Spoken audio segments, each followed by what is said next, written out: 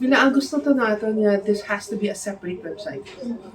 For the Sangguniang Panlalawigan, pero dala na ada ang tanan man nga ordinances ang nagkalilain nga banwa. No? So, it will be a suppository sa tanan nga ordinansa sa Ginsiling.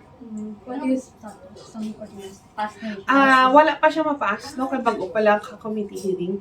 So, manog-report na ko for second reading. No, manog pa lang dito sa Sangguniang.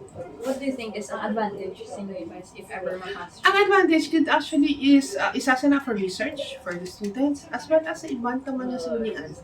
Okay, usually tendency mo if you have an idea kung ano man ang gusto mo ordinansa, tendency mo research ka no? So, gusto man na naton nga hindi lang makita dira ang ordinansa pero mahapos mag-research sa isa ka tao. Example, ano bing topic, any topic you'd want. Example, be ido, parte dogs.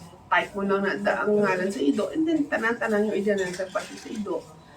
Magawa siya. So, amo nang gusto ta nga, it also be very easy and accessible, kag search-friendly para sa mga gusto mag-tanaw man sa ordinansa na ito. Okay? Hindi malan ang makabulig man ta sa for information sa tanan pero gusto ta man nga makita man sa iban nga LGU naton sa munisipyo man kung ano mo ordinansa sa ating region. So, meaning wise mo pa ikita sa website? Yes.